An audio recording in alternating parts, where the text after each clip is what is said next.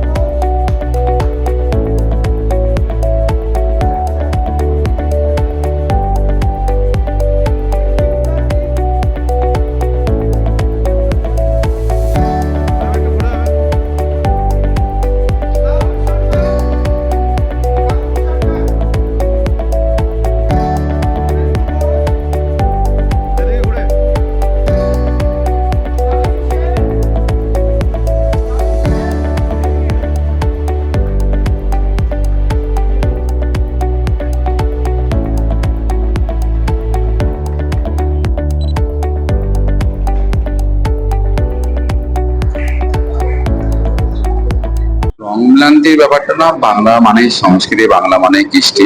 তো সেই জায়গা থেকে যে কোনো সাংস্কৃতিক ক্ষেত্রে, চারুর ক্ষেত্রে বা মানে চারুকলায়, তো স্বাভাবিকভাবে বাঙালির একটা আবেগ থাকবে, তো সেটা নতুন কিছু না। তো এর মধ্যে কোন রকম ভাবে রং মিলান্তি না, ব্যাপারটা যেরকম উত্তরাধিকার সূত্রে যেরকম ভাবে পাওনা বাংলার পুরনো বাংলার ঐতিহ্যকে নিয়ে একটা এগিয়ে যাওয়ার যে ধারা, সেই ধারাই আর কি চলতে মানে চলুক, সেটা আমরা চাই, কোন রকম রাজনৈতিক রং ছাড়া। তো এটাই হচ্ছে মূল বিষয়। সেই জায়গা থেকে আর কি আমাকে আমন্ত্রণ জানিয়েছেন, আমি এখানে উপস্থিত হয়েছি।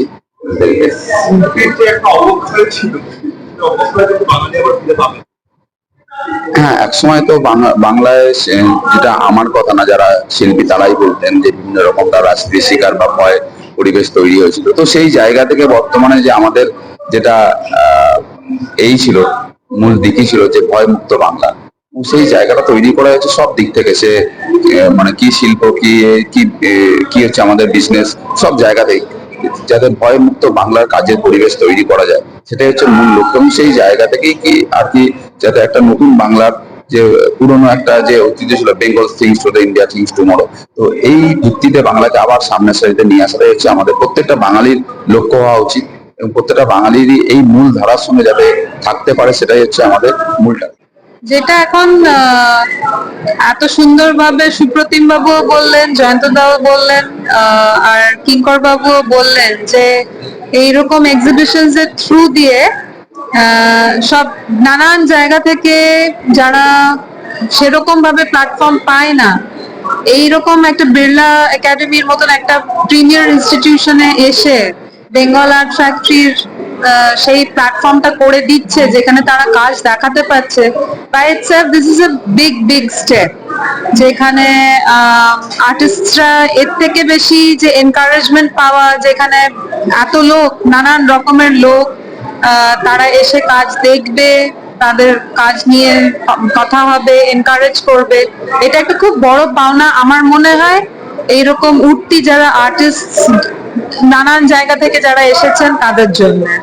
তো সেটার জন্য as usual without further ado, আমার মনে হয় যে my congratulations to the Bengal Art Factory team, to Kinkar Banerjee for organising these kind of exhibitions every year, and we are extremely happy to be one of those locations where Kinkor Banerjee has brought all of these artists to come together and showcase their work. कि मैं बहुत खुश हूँ ये देख के कि ये जो आप ये प्लेटफॉर्म के through senior artist, mature artist और यंग आर्टिस्ट सबको एक जैसे अपॉर्चुनिटी प्रोवाइड कर रहे हैं। मैं देखी बहुत छोटे छोटे बच्चे भी हैं एंड 60-70 इयर्स के सीनियर आर्टिस्ट भी हैं। बहुत सारे थीम्स, वैराइटीज अब सब्जेक्ट्स पे उन्होंने आर्ट एंड पेंटिंग यहाँ करके प्रेजेंट किया है। And 55 years is a long period. तो मैं आप लोगों को माय बेस्ट विशेस देती हूँ। मेरा आगे जाके 55 इयर्स नहीं, आप हजारों साल यहाँ कंप्लीट करें एंड लोगों को ऐसे ही अपॉर्चुनिटीज देते रहे।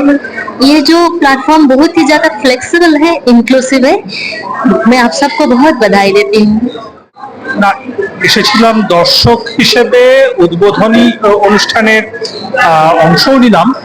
তো তার আগে যে ছবিগুলো খুব মন দিয়ে দেখেছি, অসম্ভব ভালো লেগেছে। যেটা সবচেয়ে ভালো লেগেছে সেটা হচ্ছে যে কলকাতা তো বটেই, কিন্তু কলকাতার বাইরে বিভিন্ন জেলা থেকে শিল্পীরা এসেছিলেন।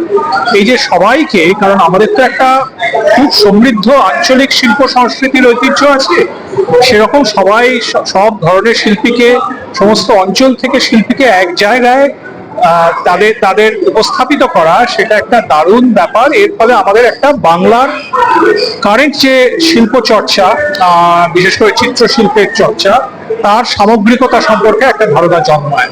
ছবির কোয়ালিটি অসম্ভব ভালো এবং আমি আশা করব বিড়লা একাডেমি বারবার এরকম অনুষ্ঠান ওরা করেই থাকেন, আরো নিয়মিতভাবে সেটা হবে, সেটা আমি আশা করব। সবাইকে অকুণ্ঠভাবে আমি অভিনন্দন জানাই যারা অংশগ্রহণ করেছেন তাদের, এবং সবাইকে আমি আমন্ত্রণ জানাই এক্সিবিশনটা দেখার জন্য। অ্যাবসলিউটলি, নবীন প্রবীণের মেলবন্ধনই তো আমাদের শিল্প সংস্কৃতিকে টিকিয়ে রেখেছে। এখানে আমি বিভিন্ন বয়সের এজ গোষ্ঠীর, এজ ক্যাটেগরির লোকদের দেখলাম একসঙ্গে, কিন্তু তাদের ছবি যখন দেখি তখন সেখানে কিন্তু তাদের বয়স বোঝা যায় না। ছবির কোয়ালিটিতে একটা অদ্ভুত ইউনিফর্মিটি আছে, সবই অসম্ভব ভালো, নানা ধরনের ইন্টারপ্রিটেশন, কিন্তু নবীন আর প্রবীণের মেলবন্ধনের মধ্যে দিয়েই তো সমাজ এবং সংস্কৃতি এগিয়ে চলে, সেটাই এখানে দেখলাম। দেখুন, এরকম একটা জায়গায় আসার অনুভূতি সবসময় অসাধারণ। তার একটা কারণ হলো যে আমি হয়তো আর্টের ছাত্র নই বা আর্টিস্ট নই, কিন্তু এই ধরনের অনুষ্ঠানের মধ্যে এসে বোঝা যায় যে কত রকমের কাজ হচ্ছে, ছবিতেও কত রকম এক্সপেরিমেন্ট হচ্ছে। এখানে যারা আমি লক্ষ্য করছিলাম যারা ছবি এঁকেছে তাদের মধ্যে অনেকে হয়তো একটু বয়স্ক, বেশ কিছুদিন ছবি এঁকেছেন, কেউ কেউ পেশাদার, আবার কেউ কেউ একেবারেই অপেশাদার, একদমই অন্য পেশার মানুষ, কিন্তু ছবি আঁকেন, শখে আঁকেন। এই যে ধরুন কোথায় নেশা কোথায় পেশা সব মিলেমিশে গিয়ে যে একটা অসামান্য বহুস্বর উঠে আসে। আমরা যারা ছবির বোদ্ধা নই, কিন্তু ছবি দেখে একটা অদ্ভুত আনন্দ পাই, অনুভূতি পাই এবং জীবনটাকে বুঝতে পারি, নানাভাবে বুঝতে পারি, সেটা এখানে এলে খুব রিফ্রেশিং লাগে এবং মনে হয় যেন যে আজকের দিনটা একটু অন্যরকম ছিল। নিঃসন্দেহে পাচ্ছি, সেটা ছবি আঁকার শৈলীর মধ্যেও পাচ্ছি, আর এখানে যে সমস্ত যারা এই ছবিগুলো দিয়েছেন, এঁকেছেন এবং এত কষ্ট করে এসছেন, তাদের যে যোগাযোগ দেখতে পাচ্ছি, তাদের কথাবার্তা শুনছি, তাদের দেখতেও পাচ্ছি।